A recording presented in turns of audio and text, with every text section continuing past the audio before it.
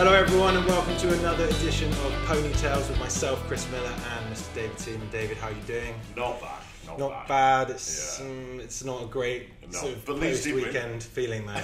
Leeds won. Yeah, Leeds won. Okay, there you go. We've got something to cheer about. As we do each week on this show, we try to just break down a little bit of what's been happening in the football in general, Premier League especially, and also just hearing a bit more about what you've been up to and obviously throughout your career as well. First of all, we've got to start with Arsenal because it was I know we're going to do this, I don't want to do this every week for you obviously, but you know, it was really something else to witness this week against Liverpool. A 4-0 loss, but it wasn't really just a loss, was it? No, it was the way that they lost, the way that they played, which really surprised me, you know, which really started me thinking, hang on, what is going on? Because I was seeing players being unprofessional. I was even seeing players not trying. A lot of them looked like they were playing for them, trying to play for themselves, and it was really disappointing to see that. You know, I can't remember seeing that in an Arsenal team before. Do you think that it's sort of down to the sort of psychological effect of a consistent barrage of negative stories and the egos potentially at the club, people looking to move away?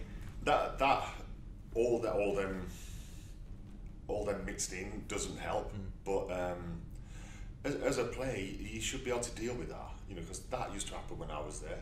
You know, with other players, it happened with me, and it always happens. You know, so as players, you need to be able to deal with that. And then when you get out there on a Saturday, you play to your best. You know, no matter what is going on. You know, and then if your teammate wants to get away and he's not playing his best, then that's down to the managers to get him off. You know, so things should be dealt with on the pitch. And at the moment, it was just so bad, and it was so surprising. Is it enough to just ask that these players obviously put in a shift? I mean, because that should be expected anyway, but are they lacking that leadership, do you think? The thing that actually galvanises, and, you know, the strong players, as you say, there were moments where, during your playing career, obviously when you were at Arsenal, where there would have been moments where certain players were having their heads turned, or people weren't playing so well, or there were negative stories. But I'm sure the big players in that squad were the ones who pulled everyone together. Is that a fair point? Yeah, definitely. You know, I've played with people like Tony Adams and Patrick Vieira, you know, in midfield and in central defence, where, you know, they would spot you, you know, they would single you out, you know, or they'd give you, you know, words of confidence, you know. But at the moment, it doesn't seem like that at Arsenal. You know, I still say that we need a centre half and a strong midfield player. You know, and people are saying, oh, about Sterling, about Aguero, and all these sort of players, but we don't need them. All right, yeah, they'd be great in the team, but that's not what the team needs right this moment. I'd take Toure rather than Sterling. Yeah, exactly. Well, that's it. You need a little bit of grit and some strength in there. How much fault can be laid at Arsene Wenger's feet right now? What are your thoughts about where his managerial skills are playing into? He must be puzzled right now, because what he saw on Saturday was not good. Sunday, I mean. Yeah. Bank holiday weekend. Bank holiday, all blended into one. Yeah. What he saw on Sunday was not good.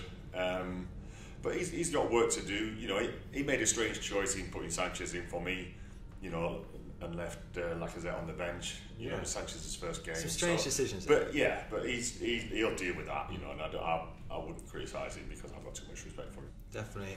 In terms of, you know, going to slightly more, I wouldn't say positive news, but football in general, we're seeing the end of the transfer window come in now. We've got some pretty crazy fees have been paid all summer, and they're now just starting to finish off in exactly the same vein.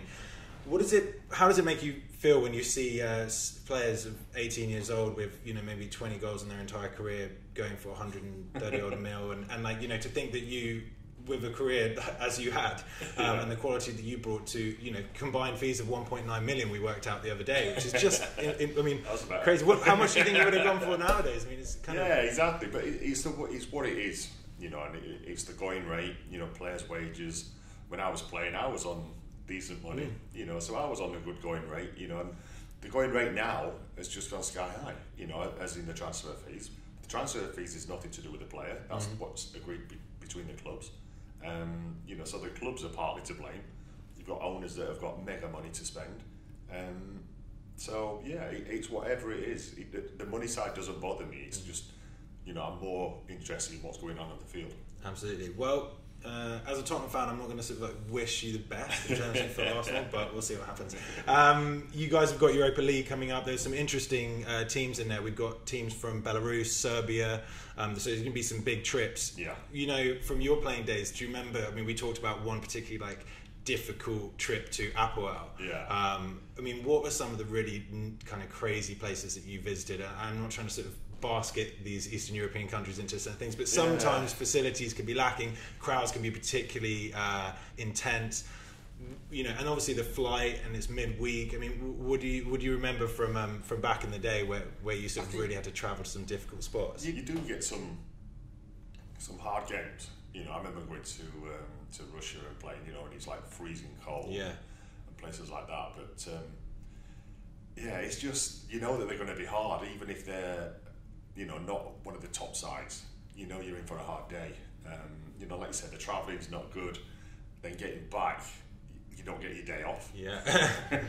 Do they even have days off? I don't know now. You know, we used to like look so much forward to our day off. This is the thing. I remember the Tuesday club at Arsenal used to have the Tuesday club specifically because Wednesday wasn't training. I used to like miss that sometimes. I'd go fishing. Yeah. Well, there you go. So I'd rather have gone fishing and got drunk. Absolutely. Well, it kind of it is crazy to think of how a footballer can sort of be, you know, get through the day having, you know, being hungover. I mean, remember stories of hearing these guys playing drunk sometimes. In moderation. Yeah, but for you winding down during a season with your days off and stuff, it was always fishing, with a bit of golf. Yeah, it was golf to start with, but sometimes I'd walk on the course.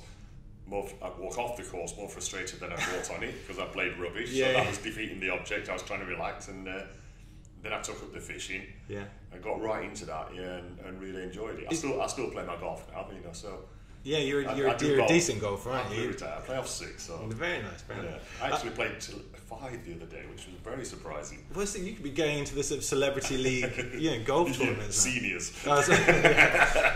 In terms of the fishing and stuff, is that just because it sort of gives you that kind of tranquility, that kind of peacefulness away from the 50,000 fans, or the, you know, sometimes I imagine abuse coming from the away fans? Yeah, totally. You know, you're out in the countryside on your own, and just enjoying it. You know, enjoying looking around, watching the wildlife, you know, and then catching a few fish as well. Yeah, if you're lucky.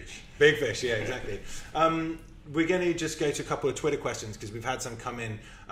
First of all, we've got Tommy Gunn 105. Thanks, Tommy Gunn 105. What are your thoughts on the Europa League draw? Do you see them being able to win this, essentially, is what he said. Can they win it and get back into the Champions League that way? Obviously, getting a trophy like in the Europa League would be fantastic anyway. Yeah, you know, doing what Man United did would be ideal. But it depends what sort of team he puts out. If he's going to go for it, we'll see. We'll see with the teams that he puts out, whether he's really strong or whether he's giving people games. It's hard to tell at the moment. But I would go and try and win it. You know, because even when we played in the Cup Winners' Cup final. You know, we played in that a few times, and it was brilliant. You know, I loved it. It was different to Champions League, but we're not in Champions League, so we're in a Europa League thing. Where go out and try and win it. Do players sort of notice the difference? I know it sounds silly, but like you've got Champions League. I know there's all this sort of the teams are of a higher quality, but I mean when you're playing the second rung of best teams in Europe, it can't be too much different. At the end of the day, you're playing in Europe midweek, still got similar vibes to it, right? Yeah, exactly. Because a lot of the teams that are in it have been in the Champions League already. You know, so it's not a great deal of difference, just a different game. So do you think maybe this could be something? I mean, if Arsenal get their act together, actually, this could be a nice welcome break from Premier League football sometimes potentially. So it could be, but it's, you know, the Premier League's the bread and butter. You know, they want to do really well in that. You know, and we'll see how serious they're going to take it with what teams that he puts out there. We've got Spurs Lad 28. Arsenal got hammered 4-0 at the weekend. This is going to be a good one. Can you see them avoiding relegation this season? Okay. It was our Tottenham. Next up, as we love doing on Ponytails, we're going to do a quiz because you're very, very good at quizzes, but we're trying harder and harder to beat you and also get our facts right because we have made some mistakes, haven't we? Yeah. So this one is another where are they now? So this is players that you will have played with at Arsenal. This is a fan favourite for Ponytail, so you know you've got to really show your stuff right now. Question 1: Neil Heaney. Do you remember Neil? Yes, I do, yeah. Okay, winger who played 8 games for Arsenal between 1989 and 1994. Where is he now? Running a firm of solicitors specialising in Spanish property. B. Owns a chain of sports shops in the Middlesbrough area. C. Writes and performs poetry for schools around the northeast. Oh, I'm struggling. Okay. What's it, Neil? Do you remember Neil then? Didn't you? Yeah, I remember him. Yeah, being a winger. Yeah. Yeah. Quite a quiet lad as well. Yeah. Yeah, but. So would any of these? So I would say. I cannot see him writing poetry. I'm going to go have to perform it as well. For the sports shops. Sports shops. You're going for B? Yeah. The answer is A, I'm afraid. He runs a firm of solicitors specialising in Spanish property. So next time you want to pick up the next sort of Spanish villa from the portfolio, Neil, give him a call. Right, number 2, Andy Linnigan. Yes. Oh, Linnigan. Scored a cup final winner. He certainly did. He won the FA Cup in 1993 with you guys. Defender, played 118 times for Arsenal between 1990 and 1997. A, where is he now? A, coaching at St Albans City in the National League South. B, he's a plumber. C, hosts his own radio show on BBC Radio Norfolk. I know this. Oh, okay. Plumber. He's a plumber. There you go. He's got to charge a premium for turning up to do your pipes if he scored an FA Cup final winner. I'm sorry. Yeah. C. 3, Gavin McGowan. Remember Gavin? Ooh, I do, yeah. Okay. I don't know what he's doing now as well. Okay. Do you need hairdresser? Oh, no, I don't have a hairdresser. No. Okay, we'll try this. Oh, McGowan. No, sorry, I'm getting somebody mixed up. Oh, okay, fine. No. He's not, okay. That's Gavin Maguire at QPR. Sorry. So we've got Gavin McGowan. He was a defender who played 7 games for Arsenal between 92 and 98. So it was sparsely populated with his starts there. A, he's a PE teacher in Croydon. B, he's a photographer catering mainly to weddings and bar mitzvahs. C, he's a Catholic priest in Northern Ireland. All brilliant choices. Wow. Yeah. I'm totally guessing, but I'm going to go A. The answer is A. He's a PE teacher in Croydon. Give it to Gavin. Be some kids. Gavin Maguire. Yeah. He's an hairdresser. Oh yeah. Well, now we know.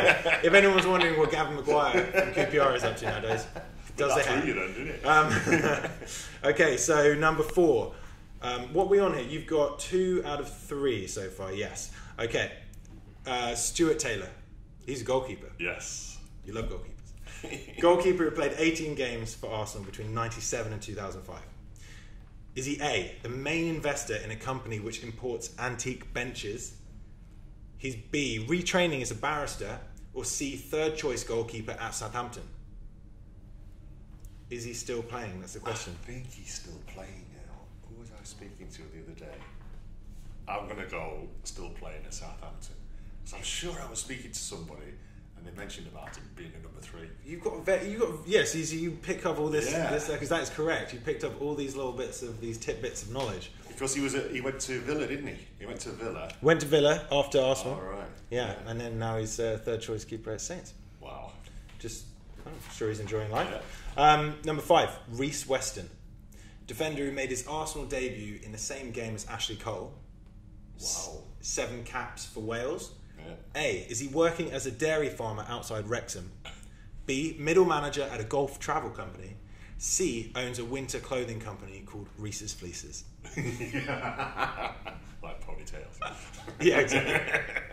I'm not sure about this, but hopefully he's the golf guy. He is. He's a middle manager at a golf travel company. So, from this quiz, we know where you can get your next Spanish villa and a great game of golf out in the Mediterranean somewhere. Awesome. Well, congratulations. 4 out of 5. So not 100% this time, but still very, very good. You've obviously played with a lot of players, obviously, during your time. Is it interesting to find out where some of them do end up once they've finished up playing? Because it must be a tough transition as well. It's weird sometimes because these guys were the guys that didn't quite make the first team. Yeah. So obviously when they retire, they've not made enough money through playing football. Yeah. So they've got to do other stuff, and it must be hard.